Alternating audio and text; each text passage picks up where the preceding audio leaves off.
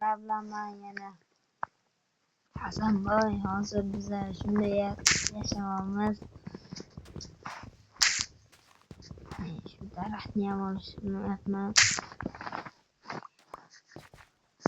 Bolalar, hozir uy qurishga hech nimam yo'q, qaranglar. Hozircha men bo'mishman. Bu ozginchadan keyin men ko'rasizlar. Bolalar, ana